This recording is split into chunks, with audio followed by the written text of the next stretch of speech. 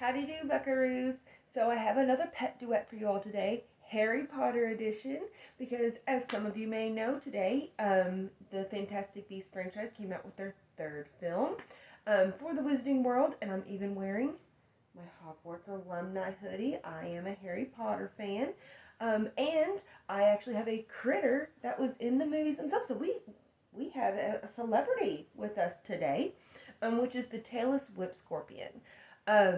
So without further ado, let's get into it.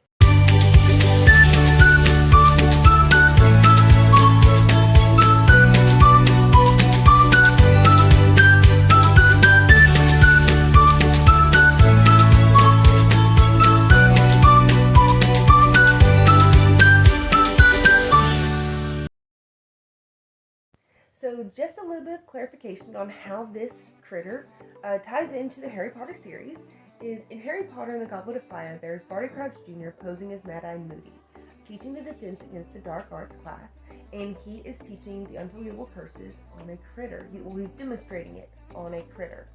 And that is this fantastic beast right here. It is the giant African tailless whip scorpion, also known as the Damon Diadema, and these guys are honestly, like, after I did research on them, it made me really upset that this critter was chosen, because it is the most docile little thing ever. It doesn't have any venom. It's not gonna bite you. The only thing it's going to do is it can possibly pinch you, but you have to tick it off to the fullest extreme of ticked off before it's ever going to do that. As you can see, they're super easy to handle. Really, it's more detrimental to them as far as handling goes. You want to make sure that you're being very delicate, and that you are ready for it to basically take off on you, because that is one thing they are known for. They will dart, and they are fast. So you do have to be ready for something like that to happen. There are about 155 different species of whip-tailed scorpions, but this one in particular is the Damon Diadema. So they are tropical and subtropical. So that's just something to kind of know about them. A lot of people, as far as keeping them, they keep them in modified 10-gallon tanks. So they have a 10-gallon tank flipped up on its side, so it's more arboreal, because these guys like to climb. What I would keep in your 10-gallon tank with them, that you can keep at room temperature, they do great at room temperature, is some cork bark pieces like this. Especially if it has kind of like a little hollowed out hide right there that they can actually get in the daytime, because they are nocturnal. And then even if you did like a backdrop piece where they can kind of climb up, the back part of the tank would be absolutely fantastic for them. They would love it. And then if you put a whole bunch of foliage in there as well, so like leaves, you can even do fake leaves, that's no big deal.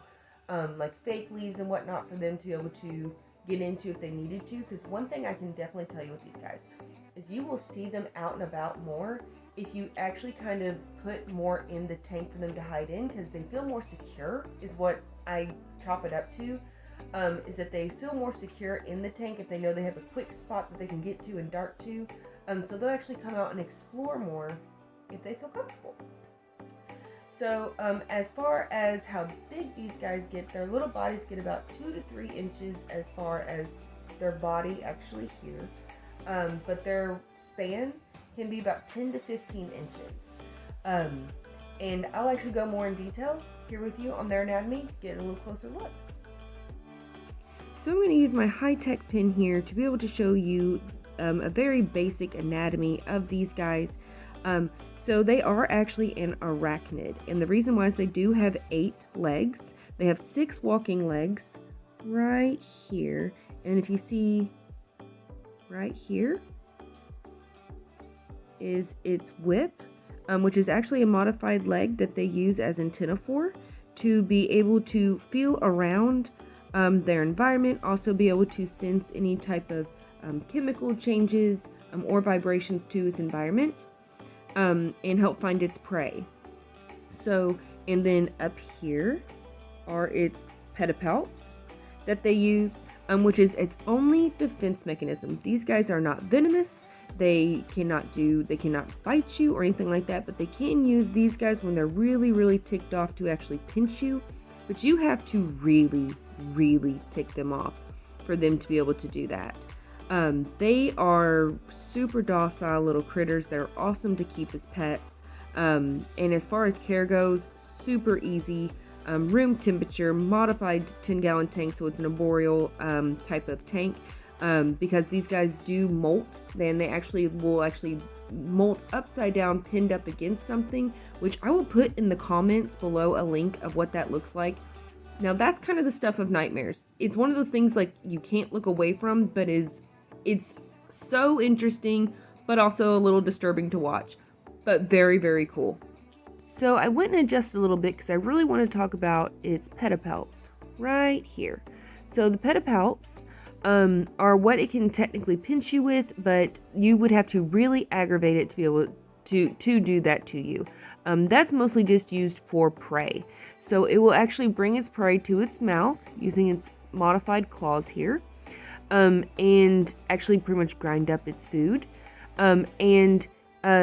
This species in particular, not all of them have it, but this one does, is sexual dimorphic with using the pedipalps here. If the pedipalp goes past the first walking leg appendage right here, if it goes past that, that is a male. If it normally is dead even with it, then it is a female. So this species is sexual dimorphic as it's older. So just a quick recap, because I know I gave you all a lot of information on how to keep these guys happy, healthy, and thriving in your home, is to have at least a modified 10-gallon tank set up on its side, so it's for more arboreal use, more vertical space. Have at least 2 to 3 layers of substrate, like eco earth at the bottom with some leaf coverage. Have pieces of cork bark in there for them to be able to climb up on. You can even have, like I said, a backdrop or something. Feed these guys about once a week some dubia roaches or crickets. You can also, if they're youngsters, so if they're in sling, you can feed them springtails or flightless or confused fruit flies. Keep a water dish in there to help keep the humidity up, but you also want them to be misting, but you don't want it to be completely saturated. That's the #1 killer of these guys. And keep them at room temp. So if you have any questions, comments, concerns on these guys, let us know. If you're interested in getting one, you can also let us know. We do have all the stuff at Braintree Pet Center. Like I said, any questions, comments, or concerns, let us know. And have a happy Harry Potter day.